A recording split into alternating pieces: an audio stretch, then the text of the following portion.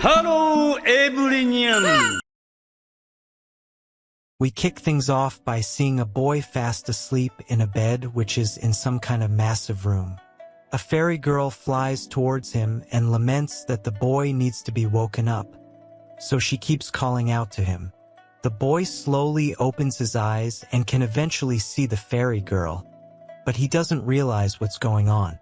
Now, he looks around the place and realizes that he's not in his room, and this place is most definitely not his house. Our hero is clueless as of this point, so he looks at the fairy girl, who is very cute and curvy but also has a naughty look on her face. She is glad to see that her hero is finally awake, but he doesn't feel the same way. He wonders if this is just a dream or real life, because it's not every day that you see a cute fairy girl floating above you. There's an awkward silence for a bit, but then our hero decides he's going back to sleep in hilarious fashion. The fairy girl is shocked by his behavior, so she tries to get his attention. She tries to tempt him by saying this is a dream where he's been reincarnated into another world. Of course, he pays no heed to it and starts thinking about opening a Japanese restaurant in order to make good money. He then brings his attention to the fact that if he wakes up in bed with a slave girl in front of him, then he'd be torn between fantasy and reality. As a matter of fact, he'd even want to lose his life to be reincarnated in a fantasy world if that was the case. However, our hero knows that this is not a dream, because if it was, then his intrusive thoughts would have taken over and controlled the whole scenario. His shady thoughts start to dominate his mind, so the fairy girl decides she has to try something a bit more extreme. She has an evil smile on her face as she raises her hand to summon a spell, and this leads us to believe that she's more of a demon girl than a fairy girl. She unleashes the power of water and slams a whole waterfall on our sleeping hero, which makes him wake up instantly. He's shown to be drowning for a bit, but then the fairy girl stops the attack and lets him catch his breath. Our hero struggles to get back up, but the fairy girl says that he needs to get serious now. The boy asks her who she really is, and she replies by stating she is going to be his ally from now on. This is a bit hard to believe, especially after the water attack that she just used on him. Of course, the fairy girl says sorry for resorting to such methods, but she really didn't have much of a choice. Anyway, she reveals her name to be Titania, or as her friends like to call her, Tanya. She is looking forward to work with our hero, and she presents herself in a cute manner. Our hero, whose name is finally revealed to be Shinta, recalls that Tanya's real name is similar to that of a fairy queen in one of Shakespeare's plays. He notes that Tanya doesn't really look like an innocent fairy even though she has wings, so he wonders what the deal is over here. Shinta asks Tanya what she wants from him, and the fairy girl realizes that he has no recollection of what has happened to him till this point. She decides to refresh his memory by making him remember the last thing he did when he was in Japan. Shinta uses his brains and recalls that he was in school, as can also be seen from the uniform he's wearing. He was sitting at his desk and filling a form to sort out his career path, but it didn't look like he was too interested in it. Suddenly, a sacred seal appears around him and he is trapped inside it. Shinta has no idea what this is and why it is around him, but it's too late for any second thoughts as the seal shines bright like a diamond and transports him to this dungeon room. Tanya now asks Shinta if he remembers his past, and our hero has a dejected look on his face. He is feeling cold due to the water attack, and then he looks at his body to see if he is still human. Shinta has legs on his body, so that's good news for him because he believes ghosts are known to be senseless and always missing their legs. Now that he's sure he's still a human and alive, Shinta turns his attention to Tanya, who is also glad to see he is now up to speed. Now, she explains that the original plan was to have Shinta and his entire class summoned to this fantasy world filled with swords and magic.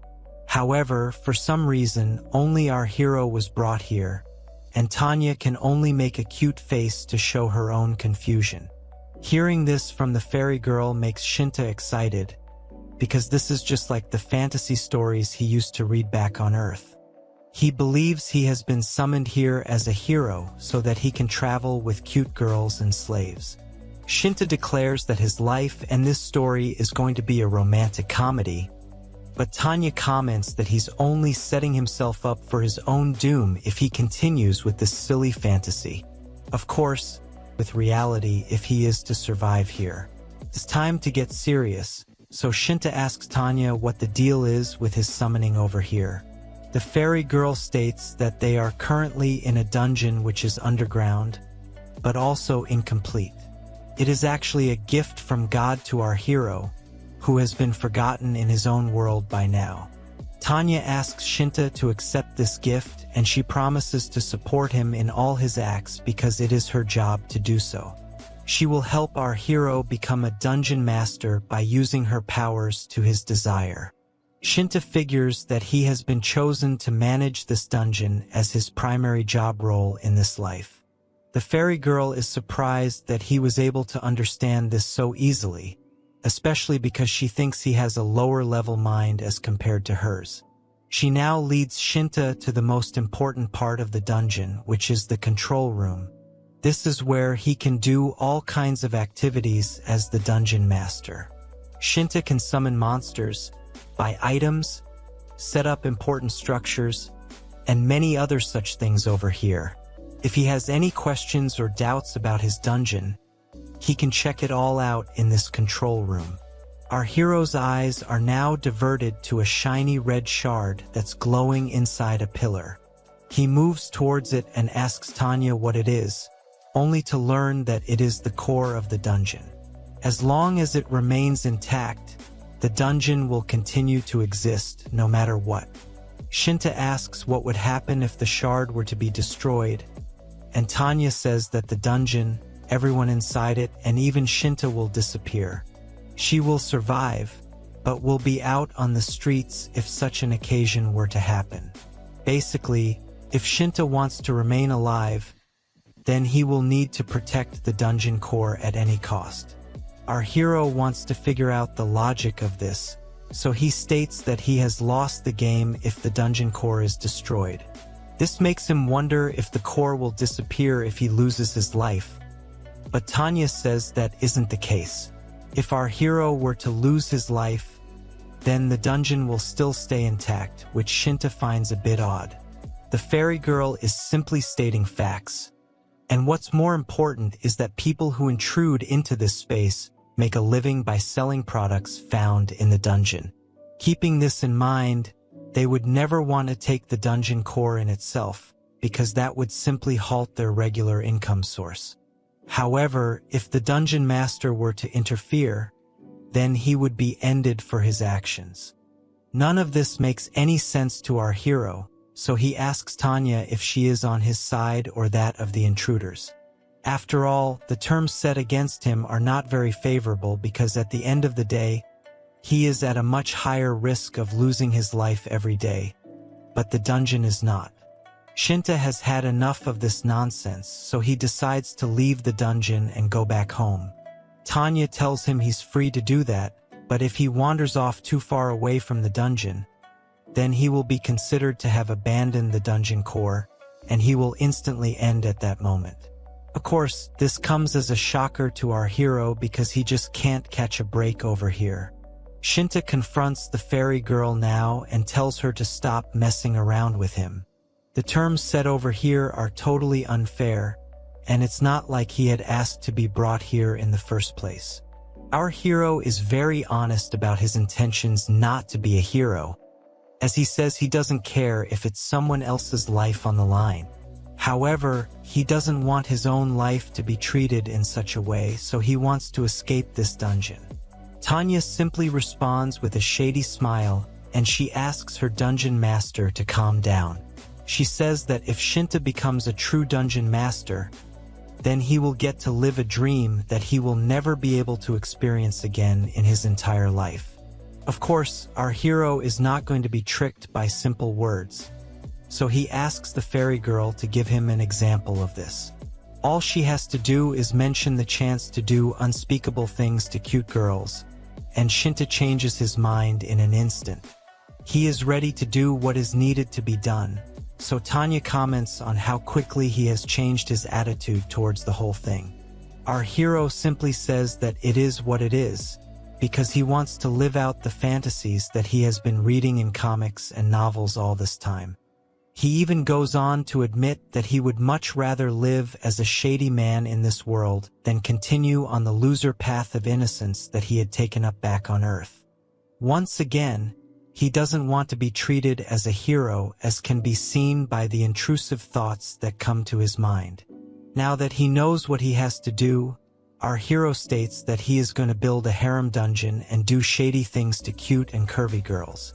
He simply asks this fantasy world to wait for him till he succeeds in this mission and becomes the man he has always aspired to be. Now, we move to outside the dungeon, where we see a cute girl named Philia drying some clothes outside her home. The days seem to be peaceful, but her life is going to be turned upside down very soon.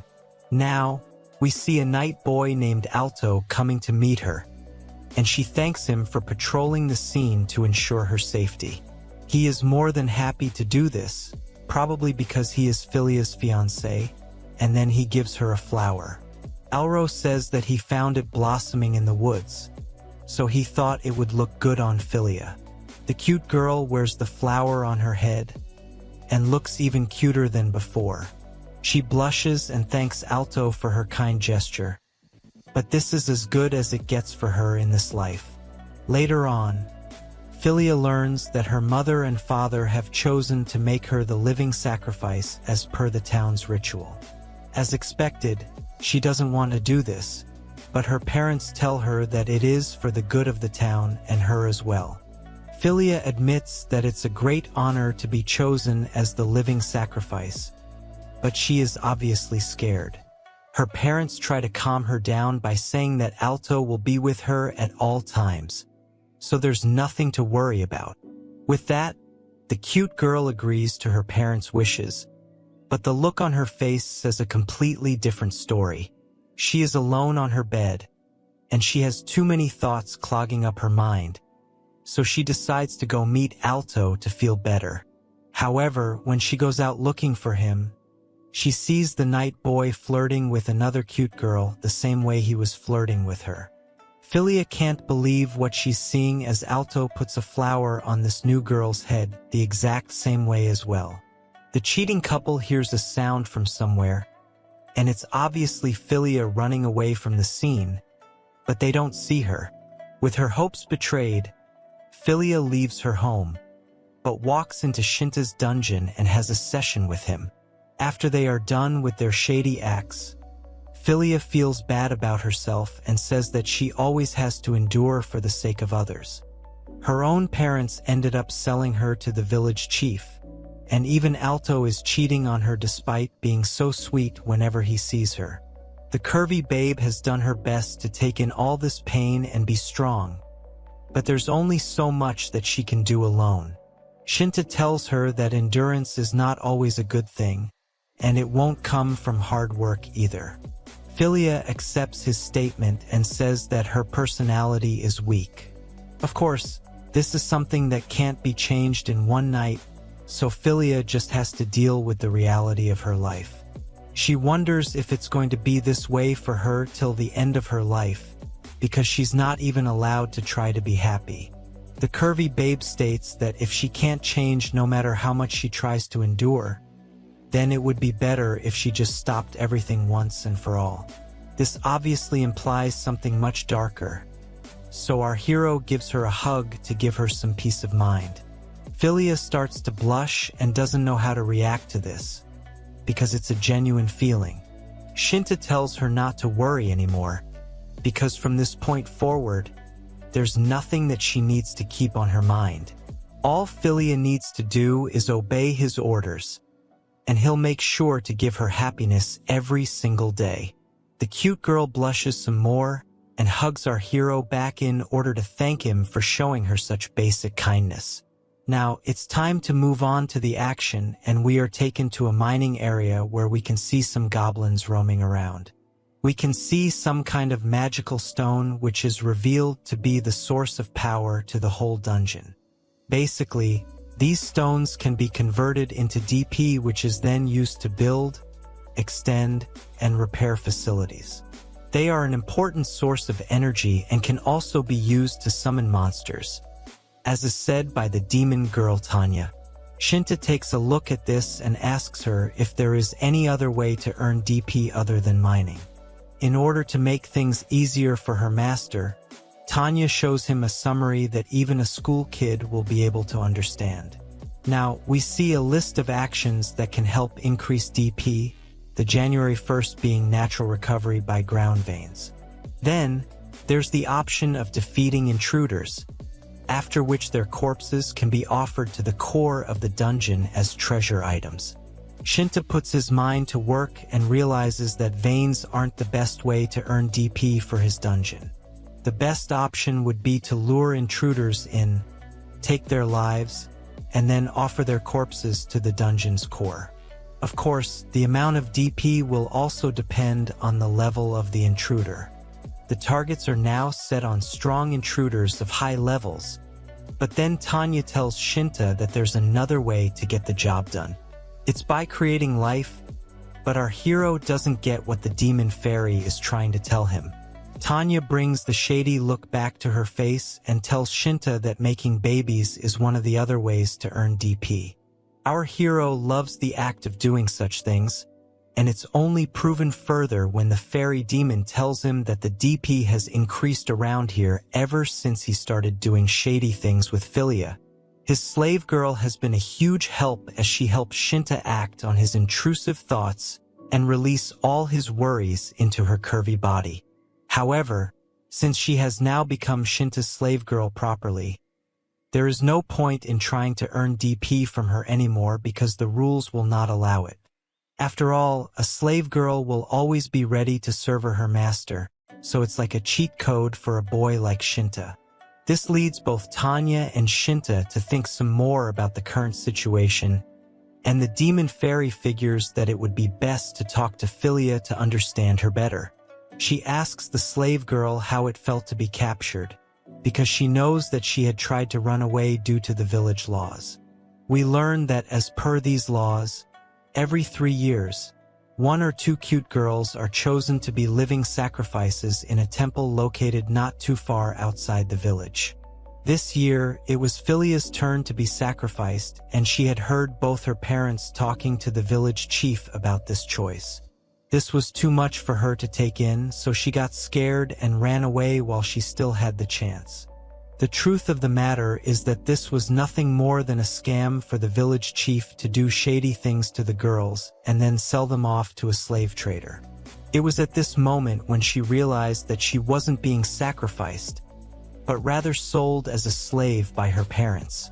Philia was really scared of what might have happened to her, so she decided to run away as there was no one she could trust anymore. Even the village guards and watchman would have come to get her, so the only possible choice was to escape without being seen. Shinta realizes that his slave girl has a much darker backstory than he had initially thought, and if he actually wanted to act like a hero, then he would have gone after the watchman and the village guards and taken them down in an instant. Of course, he also wants to know what kind of person a watchman is supposed to be. Philia explains that watchmen are just a group of adult men in every village with a strength of around 10 people during the busy season and around 50 during the off-season. Shinta figures what the seasons imply, and he states that the watchmen are just farmers who are brought in when there are no crops to grow.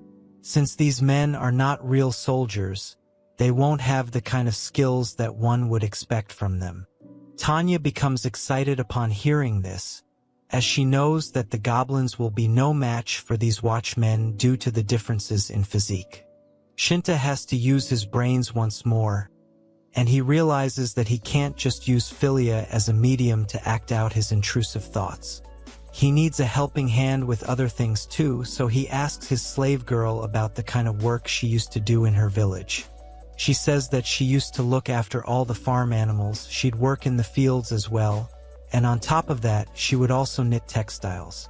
Tanya doesn't know how useful these skills will be to Shinta, but she figures that the dungeon defense can also be boosted if Philia makes use of her livestock skills. After all, the slave girl might be able to look after the wolves and goblins inside the dungeon. Our hero realizes that the wolves inside the dungeon are actually wild animals and not just cute puppies. He had summoned them here along with the goblins, and they might not be a threat right now, but that could very quickly change once they grow up. As a matter of fact, these wolves will become even more powerful than the goblins once they reach their true power levels. Now that he has understood the importance of this task, he asks Philia to take care of the goblins and the wolves as they will be needing the extra attention. Our hero tells his curvy slave girl that he's counting on her, and this makes her very happy. Philia gets to work right away, and we can see that she is very good with the wolves and the goblins even though it's her first time doing this. The happiness on her face is quite genuine, and our hero is glad to see that he has given some joy to Philia, who has otherwise had to live a rather sad life.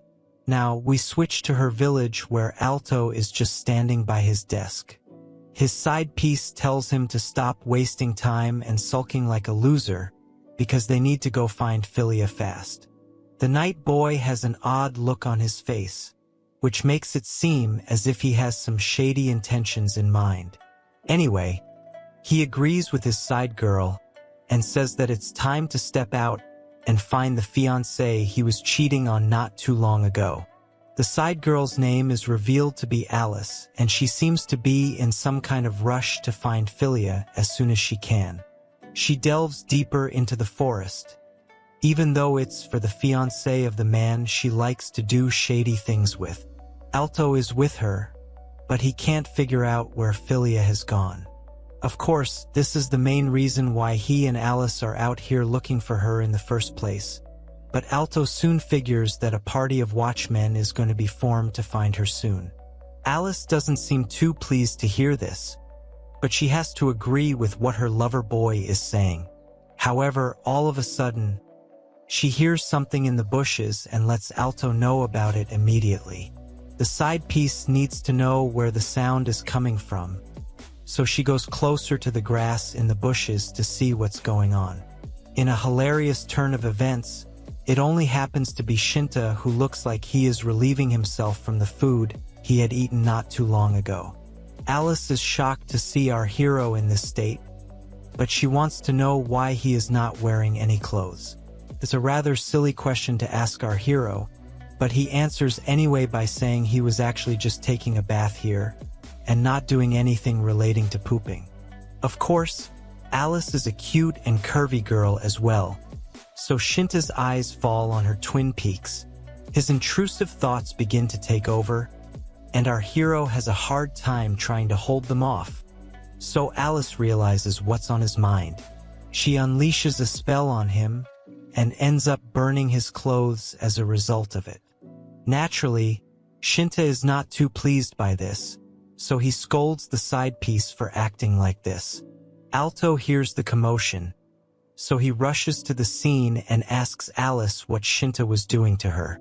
He believes that our hero is a shady creep, even though he is the one who is cheating on his fiancée. Shinta tries to explain himself to Alto, but the night boy is not going to listen to his excuses, so he punches his face with a fist attack. After that, Alto grabs his neck and pins him to the ground, after which he demands to know what Shinta did to Alice. Luckily, the side piece has enough brain cells to tell the night boy that Shinta did not do anything to her at all, so he should stop with the violent threats. Alto leaves our hero alone, but the only clothes he had brought with him over here are burned out, so he has to wear them in that state. Alice says sorry for the way Alto had behaved with Shinta, and she asks the night boy to apologize as well. Alto does say sorry, but he doesn't look sincere at all. so it leads Shinta to question his morals. After all, Alice and Alto are the weird ones for attacking him right after burning his clothes. As a matter of fact, Alice was the one who was spying on him while he was taking a bath, so she should be the shady creep, not him. However, nothing is fair when it comes to innocent men and foolish women. Judging from their looks, Shinta figures that the couple might be from the nearby village, but they are savages in his eyes. If such people are going to attack our hero simply for taking a bath and talking to them, then it would be better to just take their lives right away and be done with it. Now, Alice asks Shinta about the clothes he's wearing because they look quite unusual. It doesn't look like the uniform from the Academy of the Royal Capital, so she wonders if Shinta is from another country. He simply responds by saying he is from a country in the East, but that's just a big lie because he's only using the tricks that he learned from reading novels and manga comics. Basically, if you say that you are from someplace in the East, then you will most definitely be able to trick whoever is asking you for your identity. However, his lie doesn't seem to work on Alto, because the only people that he knows of from the East are dwarves and elves. After looking at Shinta, he states that our hero is not the right height to be a dwarf, and he doesn't suit the genetics of an elf either. The night boy is right to suspect Shinta, but Alice tells him not to ask too many questions because he's being rude and probably trying to pick up a fight. The side piece goes on to introduce herself and Alto to Shinta, and she reveals that the both of them live in the village nearby. Our hero has heard the name Alto before, so he becomes a bit alert while also introducing himself to the cheating couple. It's at this very moment where Alice asks Shinta if he's seen a girl named Philia, who has long hair which is dark and brown. Both she and Alto had heard from the people of the village that Philia might have gone into these woods, so they're hoping to find her as soon as possible. This is a lot of information for Shinta, because these two people have managed to locate the dungeon area already. Our hero uses his brain and tries to think of a way to deal with Alto and Alice, but the problem is that he has already been beaten down by the night boy. Of course, he would love to get his revenge, but the problem is that he doesn't have the energy to do so. On top of that, it's 2 against 1 at this point, and he doesn't have super strength, so he can't afford to take his chances right now. That's when it hits him that he can simply lure these two into his dungeon and make them deal with the goblins instead. There are over 24 goblins in the dungeon as of now, so he's willing to take those odds against Alto. Our hero tells the couple that there is a cave around here, so it could be possible that Philia has taken refuge inside it. Alice worries after hearing this because she knows the cave could actually be a dungeon, which is in fact the truth. She hopes that Philia is all right, and she asks Alto if they should take the risk to go inside the cave. The night boy tells his side piece that all will be well now that he is here, and he also states that going into a dungeon could be good news, because they could win treasures inside it. Alto's attitude seems to bother Shinta, because the night boy sounds very positive about this mission. This could either mean that he's confident in his skills or just plain reckless. Either way, if Alto and Alice are going to be within the vicinity of Shinta's dungeon, then he will need to fight them at some point or the other. We can clearly see that our hero's ego is hurt because he did not come out all the way just to get beaten up by a shady knight. He wants payback for what happened to him, and he intends on getting it in the best way possible. However, his demon mode is put to a halt when he forgets where his dungeon is. It's a rather funny moment because Shinta is like a lost boy now, and he can't afford to make any reckless moves. After all, if he strays too far away from the dungeon, then he might end up losing his life, which would be a pretty sad way to go. Suddenly, he hears a voice in his head which mocks him for forgetting the path to his own life source. This happens to be Tanya, who is glad to see that her master is still alive. The demon girl says that she went to pick some flowers, and now things have become very interesting. One of those things is Shinta's outfit, which has been burned, and his reputation, which has been ruined. Our hero doesn't see what's funny with this, but the demon fairy is having a field day. She asks Shinta to calm down because while she does get why he's so angry, it's also important for him to deal with the situation at hand. For now, she will make some arrangements to buy and instruct some more goblins for the plan Shinta had not too long ago. Tanya does not have the power of a dungeon master, so getting the job done will take some more time than usual. However, she will help Shinta guide Alto and Alice in a way that they will end up taking a detour to enter the dungeon. In the meantime, all that Shinta has to do is walk with the couple and keep them busy for a while. Our hero needs to waste as much time as he can, so he comes up with a plan to make that happen. Since Alto looks like a swordsman and Alice looks like a magician, it will not be as easy to trap them like how he was able to do so with Philia. That's when Shinta realizes that Alto is supposed to be the fiancé that his slave girl was talking about. Of course, our hero takes every possible chance to make fun of the night boy, especially when it comes to his elephant's trunk. As far as Alice is concerned, he figures that she's the side piece that Alto is having an affair with. Shinta doesn't know too much about the details, but from what he can see, Alice and Alto do look like a good couple. Since the relationship between them and Philia is a bit complex, Shinta decides to ask them some questions about it. It doesn't go as smoothly as he had planned, because he ends up asking them if they like to do shady things to each other. Tanya tells him this is not the right way to find out if they are lovers, but our hero has no experience in this kind of talk, so he tells her to keep her mouth shut. Shinta's question does make Alice panic a bit, and she even blushes as she says that there's nothing shady going on between her and Alto. The side piece says that she and the night boy are just childhood friends, but we all know what that means. She also goes on to say that Alto has a fiancé by the name of Philia, so this confirms all of Shinta's suspicions.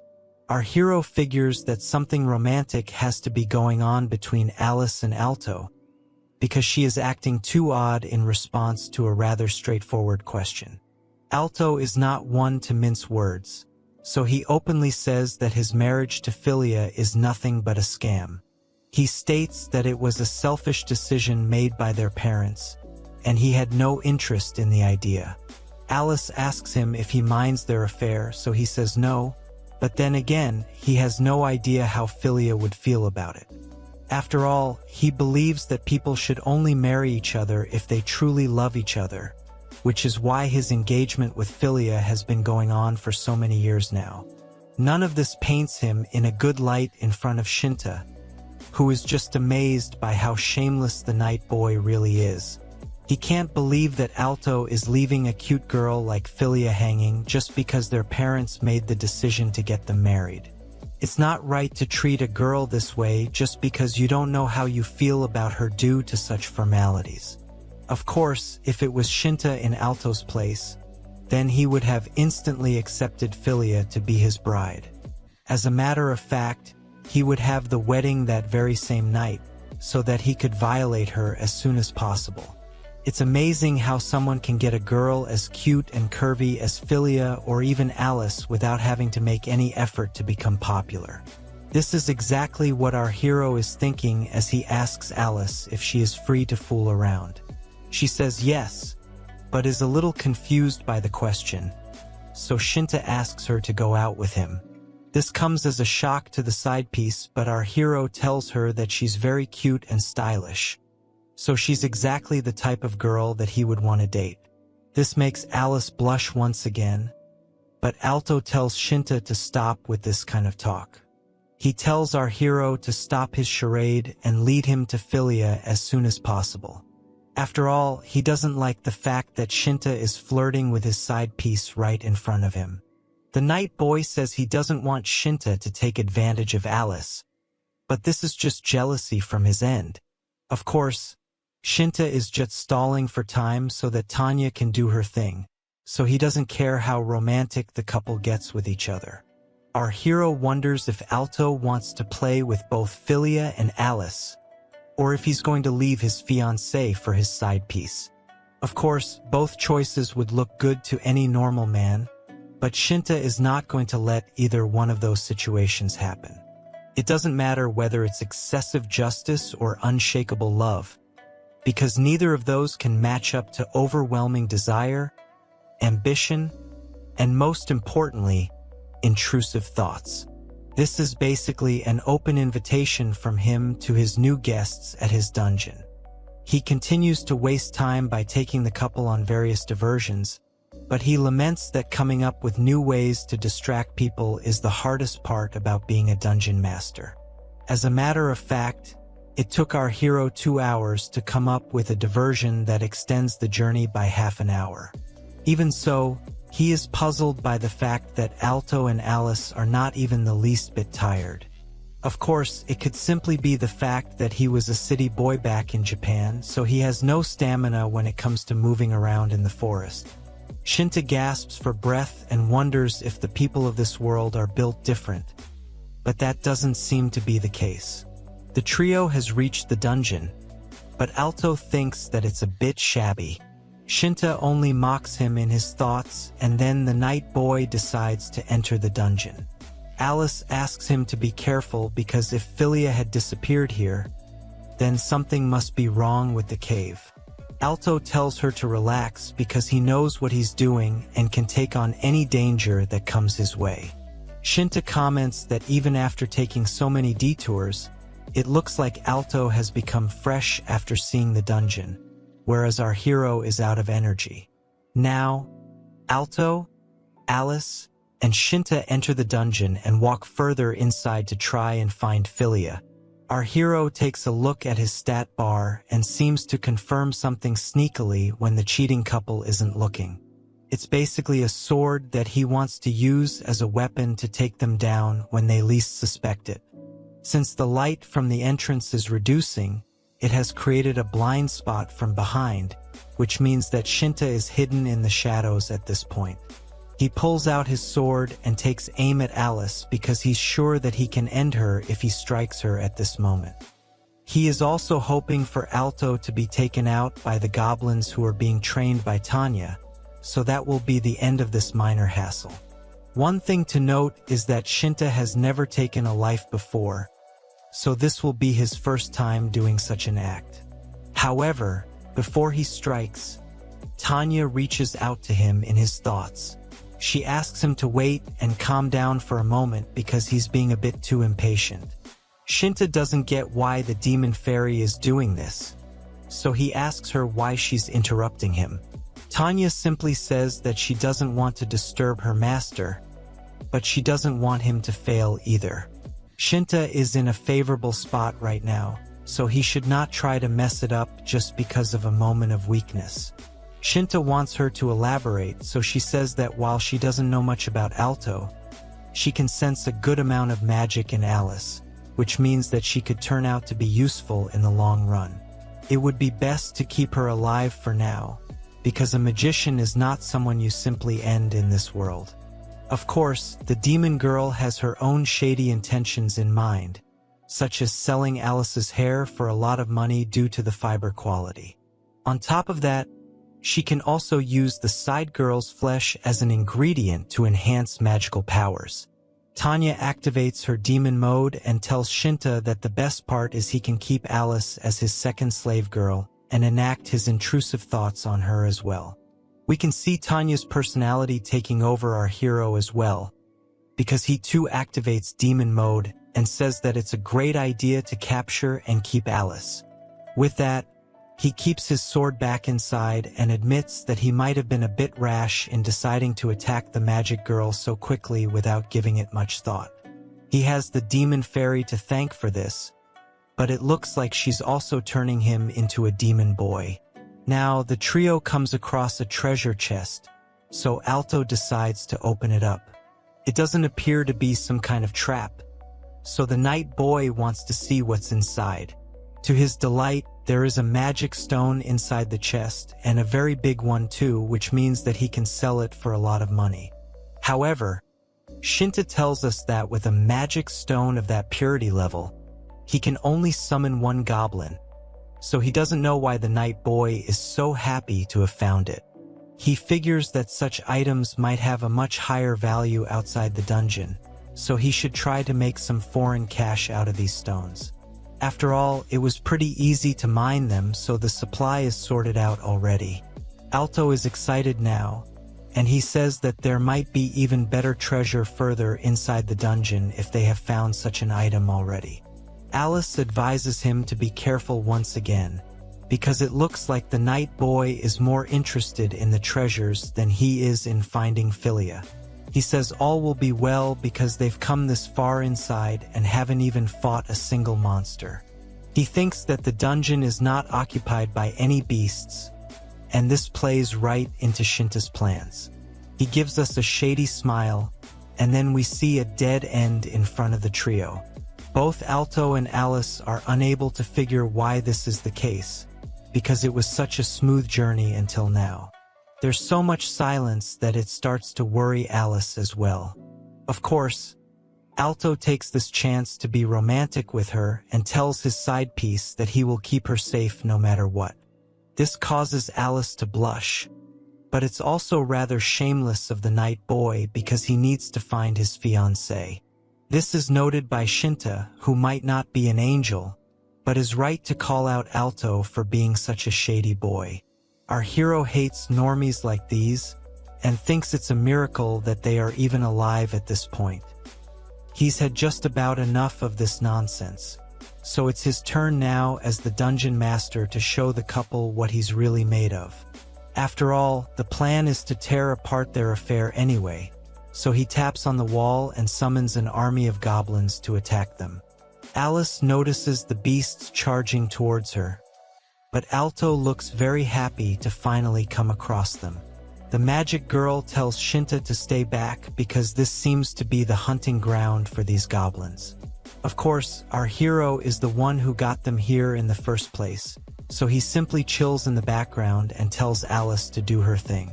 The magic girl uses her scepter and unleashes an overpowered blast of magical energy to take down a group of goblins. At the same time, we can see that Alto is having the time of his life while fighting these monsters. He jumps high up into the air and unleashes his massive sword on the beasts.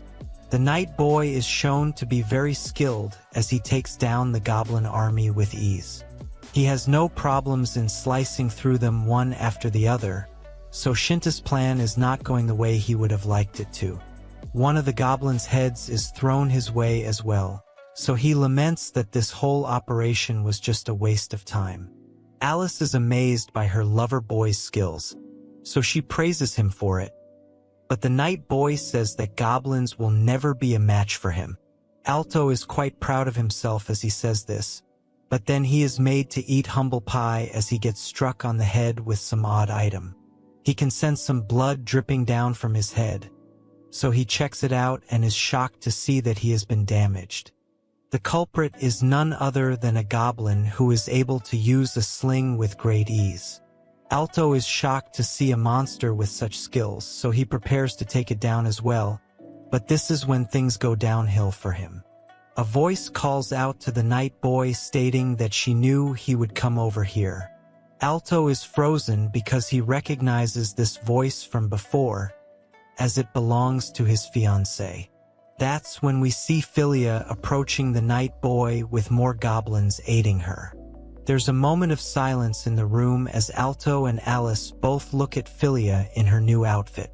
The Night Boy is barely able to speak out her name because he can't believe that it's her in front of him. Philia simply confirms that it is indeed the same girl whom Alto was cheating on with Alice. However, the Night Boy and Magic Girl are both stunned by the fact that Philia is wearing such an outfit. They want to know why she's being like this. But the slave girl says that Tanya had told her to wear it in order to please her master. After all, the only man who can enjoy her curvy body from top to bottom is her master and no one else. Philia is a completely different girl now as she talks about being a delicacy for her master to taste. Probably because she has turned into a woman who loves the desires of the flesh.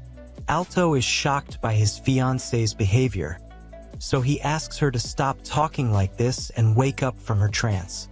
Philia is not here to act like some damsel in distress, so she tells her fiancé that she is very much awake and not in any kind of trance. As a matter of fact, she even calls out Alto for being a fake guardian who only likes to pretend and talk nonsense in front of others. The slave girl has come to realize that her master is a billion times better than the night boy, so she has no sympathy for what is about to happen to Alto. Of course, the night boy's ego has been hurt, so he tells Philia that he and Alice are going to wake her up from this state of hypnosis. However, before he can do anything about it, he hears Alice crying from behind and sees her magical scepter falling to the floor. Alice screams at Shinta and asks him why he's being weird because he has now taken her as his hostage. Alto notices this and is about to act, but then Shinta tells him not to act smart because he will end the magic girl if he makes a move. Of course, this leads the cheating couple to realize that Shinta is going to betray them now. However, the dungeon master is good at playing with words, so he reminds the cheating couple that he had only promised to take them to Philia, which he has done. He had never said anything about being on their side, so he has technically not betrayed them at all. Alto has no option but to drop his sword and fall to the floor, and then Shinta reveals that he was never going to be his ally in the first place. Now that the night boy has surrendered, Shinta is pleased with his subjugation and tells him that he should not mess with people the next time. Of course, he's referring to the fact that Alice had called him a creep when she walked in on him taking a bath, which led to Alto punching him in the face and threatening him. He has the upper hand now, and he proceeds to throw Alice into a dungeon room. Shinta mocks the magic girl and asks if this is a good enough training room for her. She is not at all pleased with the way things are going, but it's a different story for Shinta, who tells her that he is going to make her just like Philia. This way, she won't be able to live without him for even a day. Now that he's back in control, Shinta changes into some new clothes and is happy with the fit. He has to throw away the clothes he was wearing before as they were all burned. But it's come at a fair price now that he has imprisoned both Alice and Alto as his slaves. Of course, the outfit looks exactly the same as the previous one, so Tanya tells him he doesn't really have a good sense of fashion. However, our hero tells the demon fairy to shut up even though he knows she is totally right. Shinta had bought these clothes at the spur of the moment last night because he was very excited. Tanya now looks at her master and asks him if he's going to train Alice now, because she's sure he'd love to do unspeakable things to her. If that's the case, then the demon girl would also like to report the results of the battle that just happened. We can see that Alto and Alice are both locked up in separate dungeon rooms and a slave collar has put on Alice for hypnotic effect. However, since there is no DP in the dungeon as of now, the collar has almost no effect on her at all. On top of that, the prison rooms were added at short notice, and that had taken up a lot of DP. The dungeon master complains that he has to invest so much in just one slave collar. But the demon fairy says that as long as the cheating couple is enslaved, there's nothing they can do to fight back against Shinta. The rest is all up to the dungeon master's techniques. So Shinta has to use his shady skills on Alice. The next update is that the dungeon's DP has increased after imprisoning Alto and Alice. However, instead of using it on the collar, the DP will be used to expand the dungeon, especially since they also have all the equipment of the cheating couple. Now, Philia shows up with her master's tea and he thanks her for being a good girl. It's basically a blend of the edible grasses from outside the dungeon, so it has an odd color but is not harmful to health. Shinta sips on his tea, and then he asks his slave girl a question regarding the goblins. He wants to know how they were able to use slings with so much ease. So Philia says that she was the one who taught them this skill. Tanya is amazed by this, and Shinta asks Philia how she was able to do this in such short time. The slave girl explains that she taught the goblins these skills by using herself as an example. After all, she is quite good at teaching her pets neat tricks, so it comes across as an impressive talent. The demon fairy tells Shinta that even if the dungeon master were to order the goblins to throw stones at the enemy, they won't be able to do it if they don't know how the concept works. This means that Philia's talent for training beasts is indeed rare and useful. It also saves on costs because if a monster were ordered to use a bow and arrow, it wouldn't be able to do anything unless it gets training first. Of course, Shinta can always get specialized range attackers, but that would mean having to buy monsters with range attack skills. As a matter of fact, when Alto and Alice were fighting the goblins before, it was Philia who was commanding them and not Tanya. This is more than enough for Shinta to realize that his slave girl needs a promotion. He immediately appoints Philia as his new commander of monsters, and from this point forward, she will train all the monsters that serve him. The slave girl is pleased with this reward, and then Tanya tells her that she should continue working hard like this, because her master will keep giving her rewards for all the good things she does. This is more than enough for Philia to get motivated, and she promises to her best to please Shinta. This is a nice moment for Shinta and his slave girls, but they are interrupted when a voice calls out to them, calling the dungeon master a traitor. It's none other than Alice, who wants to be let out of her prison right now.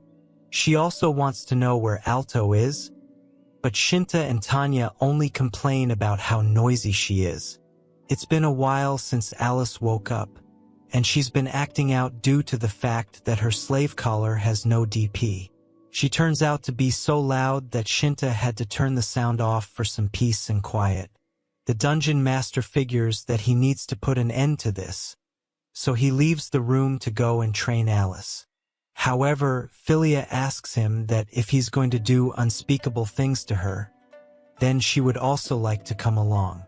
Shinta says okay, but wants to know why Philia wants to be with him during Alice's training session. She simply says that since she and Alice both love the same man, it's time for her to show the side piece why her master is the better choice.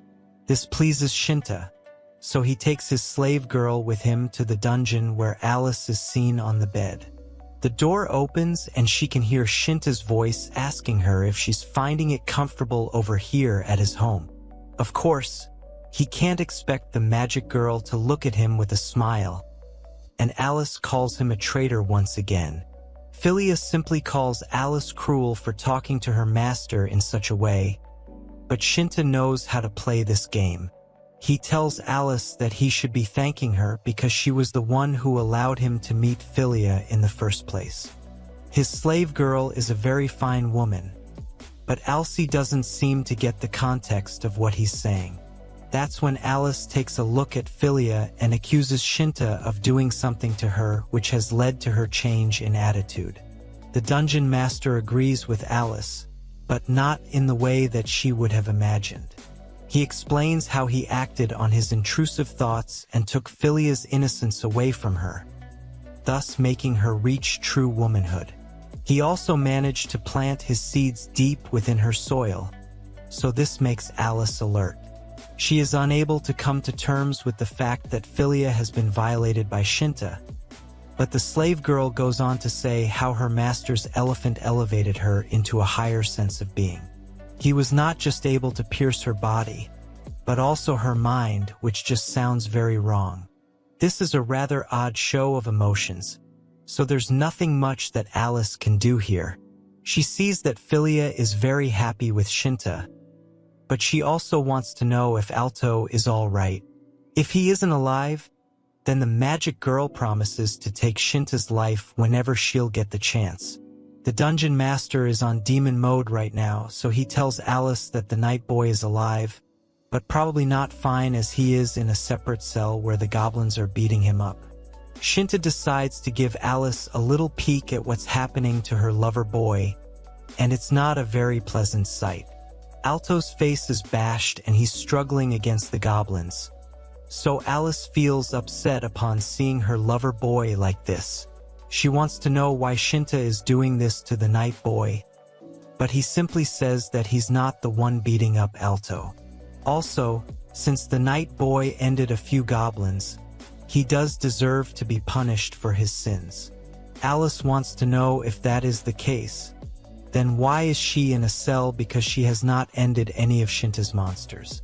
The dungeon master explains that from his point of view, Alice and Alto are much worse than he could ever be. After all, they beat him up for no good reason.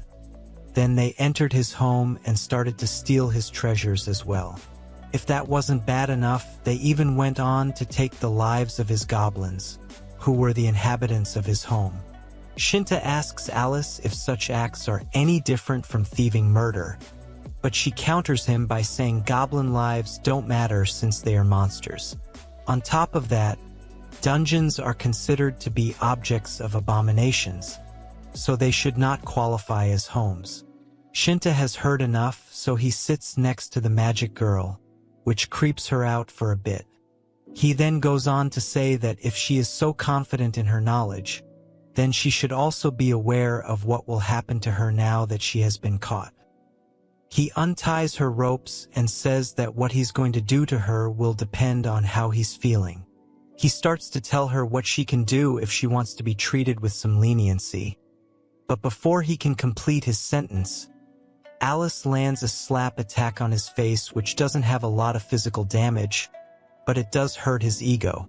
The side piece tells Shinta to stop messing around with her because she would rather end it all over here than give in to his intrusive thoughts. Philia is enraged to see a side girl slapping her master, so she screams at Alice and is about to get into a cat fight with her. However, Shinta stops his slave girl because he has other plans in mind. Philia backs off for now, and then the dungeon master tells Alice that she can end it all if she wants. But if that is the case, then Alto will have to go as well. The night boy is anyway being used as a punching bag now by the goblins, and when they are done with him, his body will be used as nourishment for the dungeon's DP. After all, Shinta has no interest in keeping a man over here. This puts Alice in a tough spot, but she has no other choice at the end of the day. So she tells Shinta that he can do as he pleases with her. The dungeon master is pleased to hear this, so he tells her to give him a kiss of eternal love. This makes Alice blush, so Shinta asks her if she's giving up already. The side piece does as he says, and then she offers her lips to him for a session. After they're done with this, we can see that Alice is starting to blush even more, which suggests that she might be coming around to Shinta and his shady ways. He says that this was a passionate kiss, and Alice's face seems to be sparking from it, but she tells him to stop messing around with her. Judging from the look on her face, the dungeon master wonders if the kiss has had a desirable effect on the side girl. However, before he can proceed, he sees that Philia has a sad look on her face. He asks his slave girl what's the matter, so she says that she started to get excited after seeing her master getting shady with Alice. Shinta asks her if she would also like to partake in these acts, and she says yes in an instant. She wants as much of his love as possible, but this only creeps out Alice. Philia did put in a lot of hard work today, so it's only fair that she should be rewarded for it. Alice has to watch on as Philia unleashes the Tongue Twister 300 on her master Shinta. Our protagonist is setting an example, although not one that comic guzzlers can advocate for. Philia is definitely feeling some kind of way, because she is getting turned up a bit too easily. She even says her brain is about to melt, but Shinto is really in his villain era right now, so he asks her if he is better or her fiancé. He knows that Philia has had some experience with her fiancé before, but she says that was very different, and she definitely prefers our protagonist. Shinto does admit that he feels a bit guilty for taking away all of Philia's innocence, especially with her fiancé on the other side of the screen, but he doesn't take it too seriously. Philia asks for more, but Alice can't believe what she is seeing. Shinta seems to like that, so he says it's time to show Alice how a slave girl should behave. His elephant comes to the party, and Philia tells Alice to watch carefully, because she is going to put on a better performance than Bonnie Blue and Lily Phelps. She adds that Shinta is a much better male than Alto, after which she begs her master to come to her. Alice does not want to look, but she can't help herself as she watches some insane, unspeakable acts. Philia holds Shinta's hands and asks him to mess up her inner plumbing, so that Alice can know she is his property. What follows is a series of shady acts and even more suspicious name-calling, but both Philia and Shinta seem to be having a lot of fun. Alice is also getting worked up now because Philia is indeed a true performer. Shinta looks at her and asks for how long she intends to endure this, but Philia asks for her master's elephant water now. Soon enough, she also has an and Alice is just left there watching on in shock and disbelief. Now, Shinta gets up, but Alice tells him not to come any closer to her. He asks her why she is pretending to be a maiden now, because he is going to turn her into a proper woman. Alice closes her eyes, but then opens them again to ask who exactly Shinta is supposed to be. He does not care, and instead he asks her what she thinks of his elephant. He then makes a joke about sucking, but Alice seems to have an issue with the smell. She says that she has never used the tongue twister 9000 before, so she does not know how to respond in this situation. Shinta turns to Philia and tells her that it's time to show Philia how an expert gets it done. She does so instantly and is quite excited to do it, although Alice says that it's a really filthy place. Philia gets done with her demonstration, so Shinta feels he should make Alice do the next one. We don't know how Alto is doing, but the screen is off now because time is up. Shinta is glad that Alice is an untouched woman, because this way, he knows that Philia is also only his now, as Alto refused to do anything with her back then. Alice is told by Philia to hurry up now, so she does as she is told. Shinta gives us an evil laugh and tells Alice to put some hawk tua into it. Philia joins in and says that her master's elephant is really delicious, after which Shinta tells Alice to help his slave girl out. Now, Alice takes a taste of it from Philia, and the new girl seems to be getting used to her services. Now, Alice is asked if she will go all in, because our villain jokes that Philia's experience only allows till the tip. Shinta states that if Alice is good enough, then he will let Alto go, so she agrees instantly. He is surprised that she is listening to him so easily, but then again, she could save a man's life with her actions. Our protagonist wonders how important Alto is to Alice, but Philia is actually thrilled to share her services with Alice now, because she has been an only child. Shinta decides to make things interesting, so he tells Alice if that she drinks all his elephant water, then he will overlook home base for the rest of the day. She is surprised by this, but Shinta knows that when you give hope to someone, they become more proactive.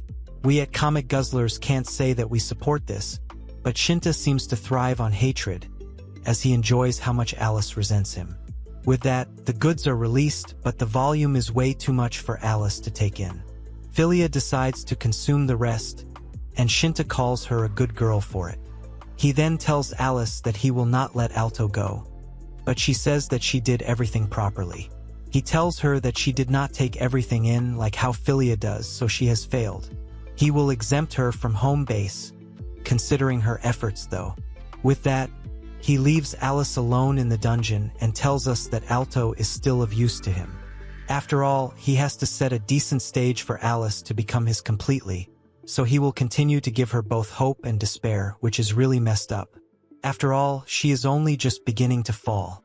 Afterwards, we can see our protagonist enjoying a meal, and he likes that he has eaten a home-cooked meal made by a curvy babe. Tanya shows up and says that it's time to do a strategy meeting, which means the shady acts are about to begin again. Shinta sits down and asks what the immediate objectives are. As the dungeon master, he is constantly exposed to dangerous threats by intruders, and even Philia is being pursued by the villagers as of now. Since the dungeon is their last resort, they will really need to improve its defense. Shinta will need to fight using monsters while also using his purchase function.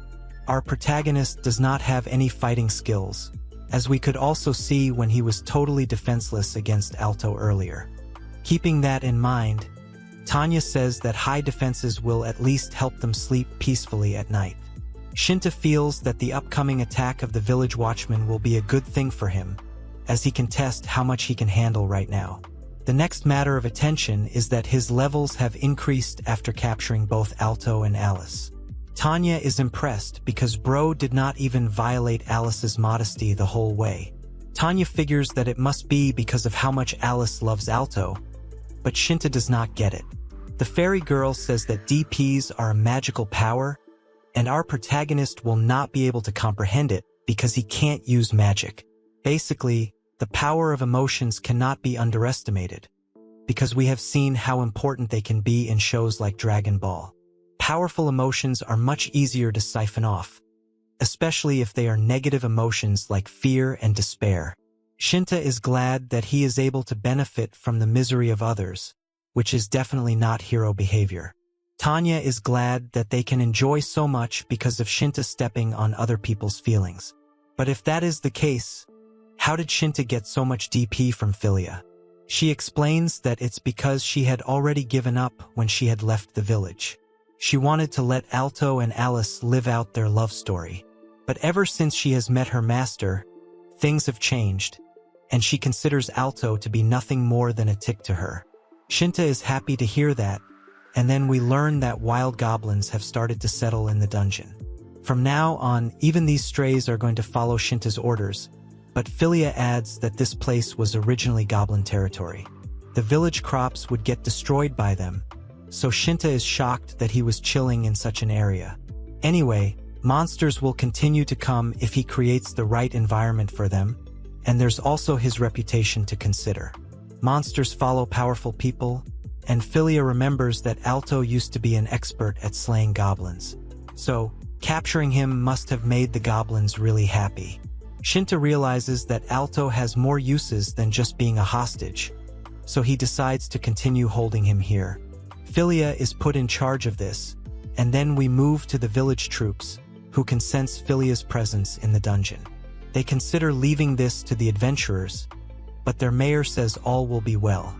They wonder if Alto is the mastermind behind this, but then again, he was her fiancé, so he should technically be on her side. The mayor does not care, and he declares that Alto is trying to make a harem in this dungeon, by using both Alice and Philia as his babes. He can't allow such a thing to happen because it should have been him, not Alto. The other soldiers seem to get motivated now, as even they don't want one man having all the fun. With that, the mayor tells his people to carry on ahead, because only they can save innocent maidens from people like Alto. Of course, they have it all wrong, but the mayor doesn't care regardless, as he feels his people are easy to manipulate. He is asked if this is a good idea, and he says yes, because apart from Alice, Philia also knows the village's secrets. He would prefer if they could get rid of both girls here, so finding a likable character over here is like getting a good tariff deal from Donald Trump. The mayor plans on executing Philia and the others, after which he will tell the village that Alto ended himself from the trauma. Now, we move back to Shinta, who does not know how to think of the soldiers. Tanya asks him if he has prepared the dungeon for countermeasures, and he says yes. The fairy girl decides to take a look at the structures, but she finds them all to be boring. Shinta does not care because he only wants his methods to work with success. Tanya now informs her master that the goblins have spotted some enemies while scouting around the dungeon. Shinta panics because he needed this information earlier. He finds out that there are around 20 of them, so this is bad news. Plus, they are all heavily equipped, so our protagonist comments on how the reinforcements have arrived. They are taking a new dungeon quite seriously, and this will not be like Alice and Alto, where throwing a stone was enough to deal with the nuisance. Alice randomly shows up and laughs because Shinta and his gang are going to be ended.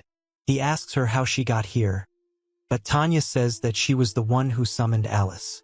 She says that Shinta should surrender because she might be able to help him keep his life intact, so he asks her why she is so confident. Alice says that the mayor used to be a proper soldier, so there's no way a dungeon filled with weak goblins is going to put him in danger. Shinta can't believe how Alice is saying this, as if the village folks are on her side. Tanya decides to make things interesting by placing a bet with Tanya. If they lose to the village army, then they will restore Philia to her former self. Alice is confused because if they lose, then Philia should automatically be restored. However, the fairy girl says that it's not so easy to break a state of enslavement. Philia will remain like this as long as she is alive, meaning Shinta will continue to be more important to her than her own parents or friends.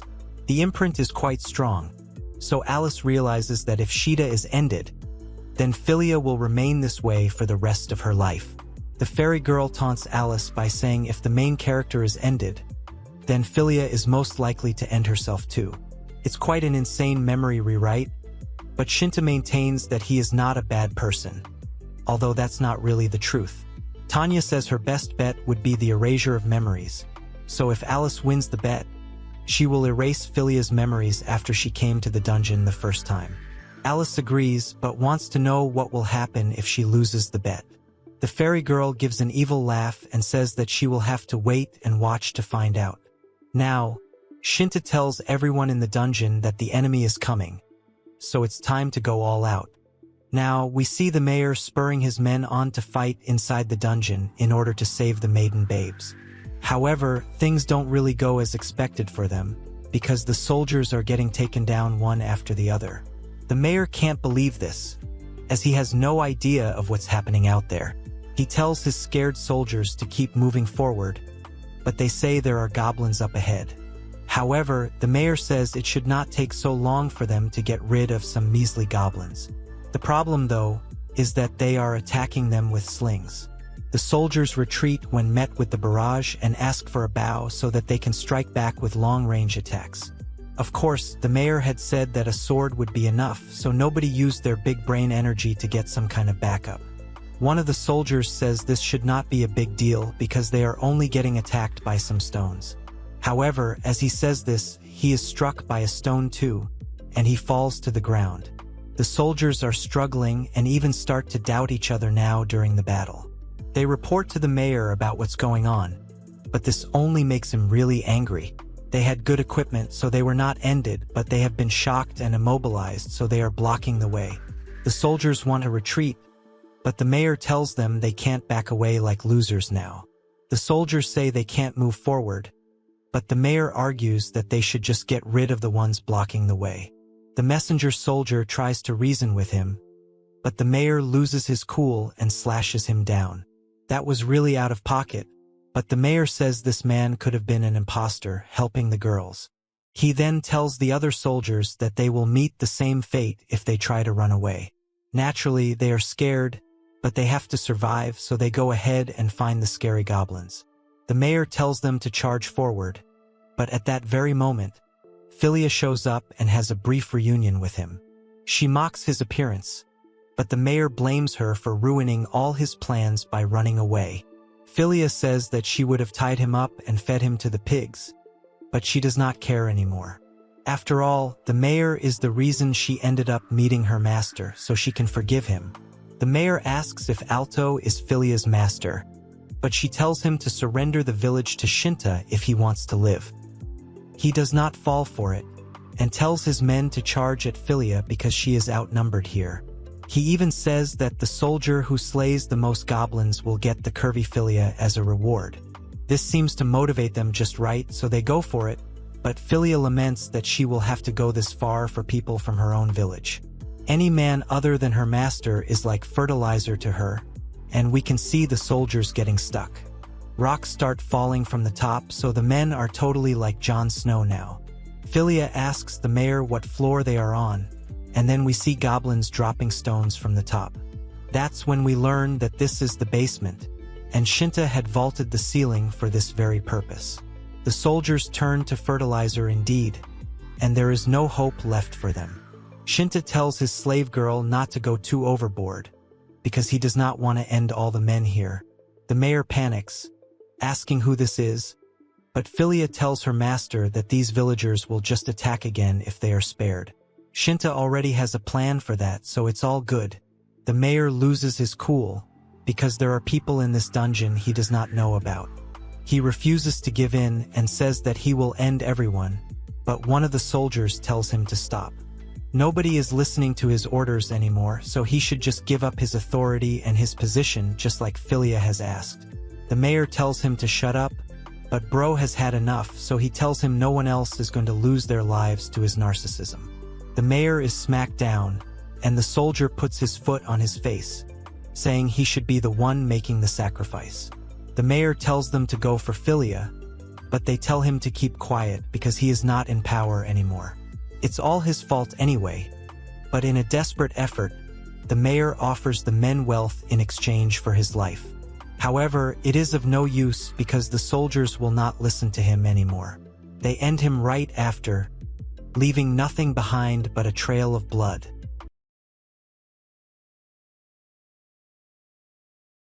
With the bet won by Shinta, he decides to go and enjoy his victory's spoils. He sees Alice in the dungeon and asks her how she is doing, although her face says it all.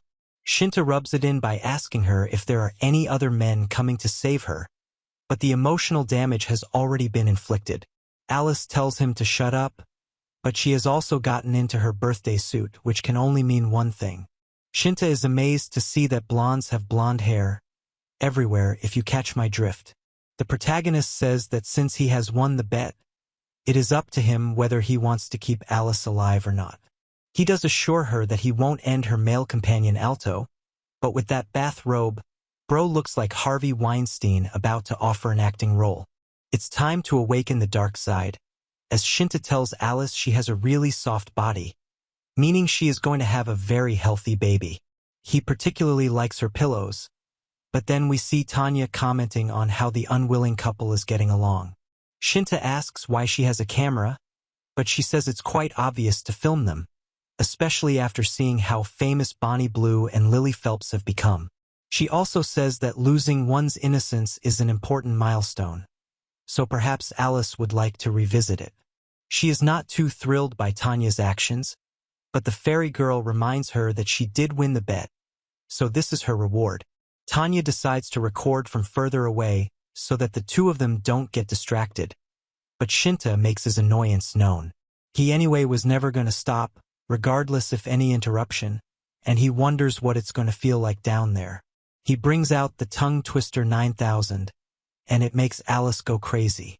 She tries to resist the sensation, but there's only so much that she can do, so she gives in to the temptation.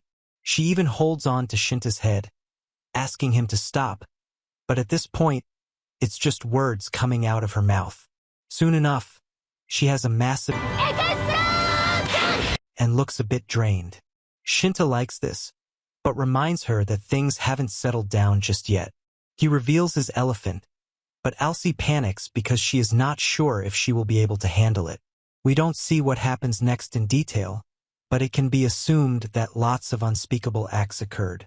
The both of them are in bed now, and Shinta thinks about how he once saw a late-night TV show that claimed women were attracted to edgy guys. However, even though he has become the final boss of edgy, it doesn't feel that way. He obviously realizes that both Alice and Philia have rocking bods, so it makes sense that the village folks were desperate to get them back. Shinta tells us that a lot worse would have happened to his babes had they been brought back to the village, but that is no excuse for what he has done to them. He asks Alice if she slept well, but she has tears in her eyes, which is not pleasant. She cries and asks Shinta why he is doing these things, and it makes Yus feel sad for her. This is not how men of culture should behave, but Shinta asks Alice if she is referring to herself or the village folks. He disregards what she says and reveals that he has never enjoyed a woman like this before. He also never thought he would end up assassinating people, but he reminds us that it doesn't mean he was a good man before coming to this world. Shinta says that he would have probably done the same thing back on Earth too, but the risk was far too high for him to try such things. At least he is aware that he's messed up, which is why he is glad this world works differently. If he makes a baby with Alice, then he can become even more powerful, and the same would apply if he gets rid of more village watchmen. This is basically what a typical dungeon master does. But then Shinta asks Alice why she is making such a fuss when she didn't hesitate to end the goblins with her magic. There's no difference between what she has done and what Shinta did to the village folks, but she argues that goblins are evil monsters. They use violence and do unspeakable things to women, but Shinta counters that the village watchmen are no different. He reminds her that she had seen some very disturbing footage revealing their true nature, and before Alice can say anything, Philia shows up. She is pleased to see that Alice has bonded with her master, so she congratulates her, although Shinta says this is a bit extra. He asks why she is here, so she says that the mayor's death has been confirmed. She wants to expose his head for a day, and then send it back to the village, but that's really twisted. Alice is shocked, but Shinta simply asks Philia how she feels now that the mayor is gone. She says that it's not as refreshing as she would have liked it to be, because she was sold off to the mayor by her own parents, meaning she really wanted to cherish her vengeance. There's not a single person in this story worthy of being called a hero, but Shinta says it is what it is. Alice is quite surprised by this revelation, because she didn't know Philia was sold off. Shinta himself is astonished to see that Alice was not aware of it. So he tells her that the mayor was engaging in illegal human trade to fill his own pockets and greed. Then again, Alice didn't even know why Philia was here in the first place, so he can't expect her to have been aware of the mayor. Philia now reveals to Alice that when she found out she was forcefully going to be sold by her own parents in the guise of a sacrifice, she came running to this dungeon. Shinta adds that all of this started because the village leader had tried to harm Philia. All he is doing is taking what's left, but once again, his actions aren't completely justified. Alice and Alto had no idea about these things, which is what led to their eventual capture.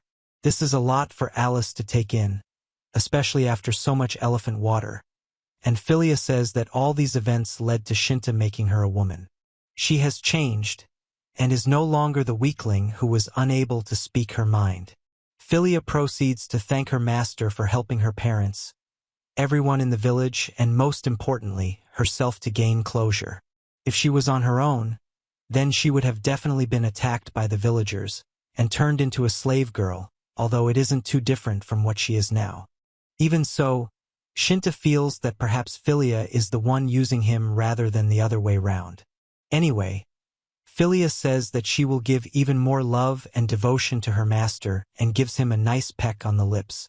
She looks forward to working with him and even makes someone like Shinta blush. Philia asks if he is embarrassed, but he tries to act cool by saying he's not. Alice, on the other hand, doesn't look very pleased because she has learned a lot of unpleasant information. Now, we move to the next day and see a newspaper talking about a newly built dungeon with a danger level of rank 2. It also mentions how the chief of the nearby village got ended along with the village watchmen in this dungeon, although half of them did survive. Shinta wants to know where all this information is coming from, so Tanya reveals it's from the Adventurers Guild. They use a 10-rank scale, so for a new dungeon to get rank 2 is quite nice. Tanya says that even if a hero were to enter the dungeon now, they have leveled up, so it won't be a problem for them. Shinta feels it's fitting for Tanya to be the caretaker of the dungeon, and she states that she had also sent a letter to the village last week, advising them to surrender to Shinta. Bro never heard this from her before, but she has gotten a reply now. More importantly, the letter she sent had videos of the village men being annihilated and also of Alice's and Shinta's session. Tanya seems to be proud of what she has done, but this isn't what Shinta's face suggests. Tanya feels the villagers must be really scared now, but Shinta tells her she should at least consult with him before doing such things. He asks what the response was, and the fairy girl reveals they are willing to surrender. She says it would be best to go and complete the process now, as the village is 2 hours away on foot. Shinta should expand his area of action with dungeon points in this much time, and Tanya decides to prepare some commoner clothes for him. After all, if the villagers learn that he is the dungeon master, they may not spare him at all. Shinta maintains that 2 hours is not the kind of time you should spend on walking, but he's from the world of Ubers and taxis, so he doesn't get it. Since it's time for some fresh clothes, our protagonist calls out to Philia, and she instantly shows up for her master. Now, we see Shinta and his harem finally reaching the village, although he is completely drained from all the walking. The girls seem to be fine, so Philia asks if he needs any water. Luckily, if you have been to a place once, then you can teleport there instantly in the future. Philia continues to comfort her master, but Alice couldn't be bothered. Nobody is reacting to Shinta, so he is sure they don't know who he really is. However, it is also suspicious to see someone new entering the village right after it has been defeated. More so, it's Alice and Philia who are getting the most attention. And then there's Tanya's magic, which is making the folks perceive his babes as women of the night. The fairy girl says that this is still not a very interesting or problematic village. The only entertainment available here is in the form of elephant and kitty games. Alice says that is not the case because there is a river nearby where you can play. There are also things like the flower garden, but Shinta asks her if these are really the kinds of things adults want to do. Now, a curvy babe shows up and welcomes Shinta as the dungeon master. Her name is Kate, and she is the acting village chief. He asks her if her men are fine, because they did suffer some heavy injuries. Kate says it's all good, because he did spare them at the end of the day. Now, Shinta realizes that the man who ended the mayor and went against his wishes was actually this woman. The only reason he even decided to let these people go back to the village was because he figured they too were victims of the village chief. Plus, unlike Alice and her friend Alto, these men didn't really do much damage to the dungeon.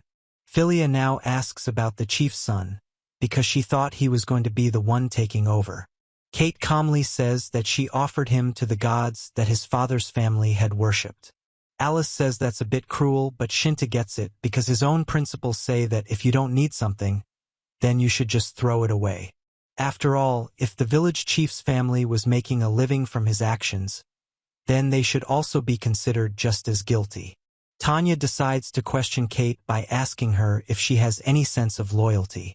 She just got rid of the heir to the family that she served earlier, just to take over from her boss. Kate argues that loyalty does not come of its own accord. A person's worth is only understood by their actions, and only then they are given rewards and positions of power. Kate also states it would be quite silly to give the position of chief to a fool. Shinta likes her attitude because she is a brazen one indeed. Kate further explains that the village's finances were suffering terribly, and they were not able to keep up with their debts. Almost 80% of the taxes were wasted by the former village chief, and he also practiced stupid customs like sacrificing villagers. She openly calls her previous boss a colossal idiot, so Shinta can trust her intentions. He asks Kate if she and the villagers are actually going to obey him, to which she says yes. She just wants to know how she and the villagers are going to be treated now, so he gets to thinking. For now, he asks them to offer 10% of their crops to the dungeon. He would also like some pork and chicken because meat is necessary to function. He asks if he can pay in magic stones, which is more than sufficient for Kate. She asks about their lives, but Shinta does not understand what she means by this. Kate says that dungeon masters usually prefer their payments in blood, and she has heard that such people like to inflict punishments that can be considered worse than death itself. She genuinely believed that letting the villagers go was just a temporary ploy to bring them even more suffering. However, Bro asks her where she gets her information from, because that's not accurate. He states that he was born in a place where wars have never been fought. Capable men may have been born in his world, but none of them were heroes, apart from comic guzzlers. He basically says that he only turned against the villagers to defend himself from them. Rather than having the men die in the dungeon, it would make a lot more sense to make them work and work until they reach their final breath. This would give him a higher amount of dungeon points as compared to simply ending them then and there. After all, pigs taste a lot better when they are made nice and fat. Having said that, Shinta is ready to allow the village to function by itself, even though it will be like a vassal state to him. If Kate wants, he will even lend her his troops of goblins in case she ever needs them. She will become the official representative of the village, and she bows down in acceptance. All that she asks is for the people of the village to be protected, but Tanya asks about the financial problems they are currently suffering. If they don't pay up, then the creditors may try to take the money from Shinta. Some of these people can be dangerous, and our protagonist would much rather avoid having to face such a situation. Tanya brings out her evil side again, and says that this is where they can sell off people of the village to reduce their debt. However, this is no different from what the former village chief was doing. Tanya asks Shinta what he would do instead, so he says he is going to sell something. The girls have no idea what this device is supposed to be, but men of culture are far too familiar with it. Alice checks it out, but Shinta tells her that she will tear it if she grips it in such a way. It's called an ona hole, and Shinta asks Alice to be delicate with it. She still does not know what it is supposed to be, as she jiggles it, so Shinta explains that it is a tube-based toy for men to relax their pythons. Alice is completely shocked to hear this, and says that such a shady product will never find any sellers in this world. Kate, on the other hand, thinks that such products could be a really good idea to increase business. Tanya asks if it would be possible to distribute these products through Kate's contacts, and she reveals that a peddler comes to visit them once a month. Alice continues to play with the toy and asks if it is really good enough to find a market.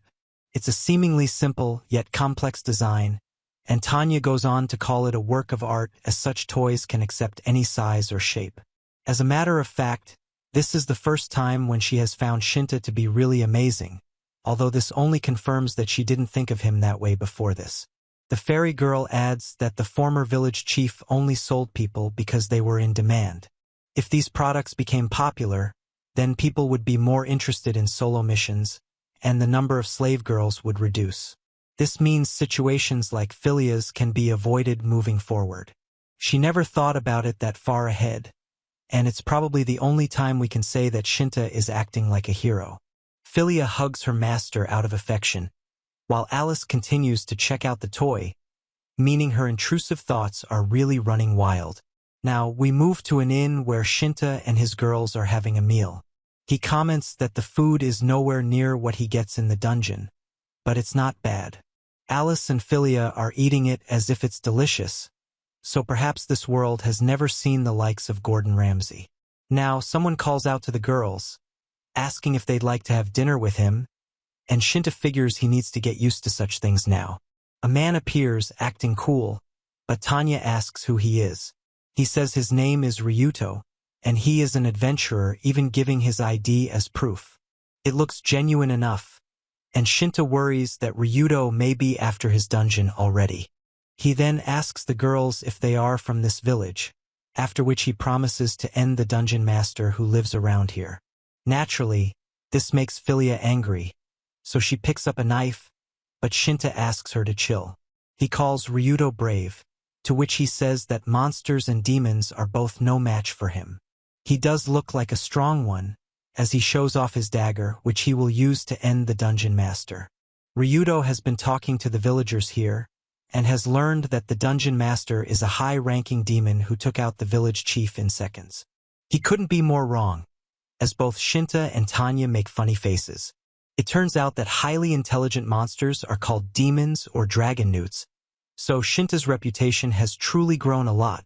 Tanya adds that a dungeon master is essentially supposed to be a demon with an incredibly long lifespan, which is why they do such things to pass the time. Ryuto happily tells the girls that the dungeon master will be no match for him, and he will take them on as his mistresses once he is done with him. He also wishes to become an aristocrat, which is probably why he's so interested in completing this mission. It makes sense now as to why people are lured into exploring dungeons, but Ryuto acts arrogant and tells the girls to come with him, rather than being with Shinta. He even calls him a loser, which makes Tanya angry. She confronts Ryuto over his choice of words, but he is focused on Alice, to whom he says that it would be a lot better to hang with him. She shows some loyalty to Shinta by telling Ryuto it's none of his business whom she eats with. She is trembling a bit though, but Ryuto is no less of a villain as he tries to force Riz that is just not there. He tells Alice she should not be so cold to him, and tries to reach out to her, saying they will have some fun. However, this is the final straw as Shinta decides to flex his skills a bit. He grabs Ryudo by the shoulder and openly confronts him, as if they are about to fight. The shady adventurer can't believe what's happening, and demands to know what exactly Shinta is doing here. He simply says that Alice belongs to him, and nobody gets to touch her without his permission. Tensions are definitely flaring, but how is this particular exchange going to go down? Can Shinta actually take down Ryudo? And what are his plans for the future? Is his dungeon going to grow even further? There's more to explore, but sadly, we have come to the end of this video for now. Like, share, and subscribe if you like this really shady story and want me to continue. Do you prefer Philia or Alice? Anyway, Shinta is definitely not the best kind of protagonist, and neither is Tanya, but sometimes variety is the spice of life. Show this video some love and I'll upload the next part for sure, although the chapters seem to have run out. Okay then, see you in the next one.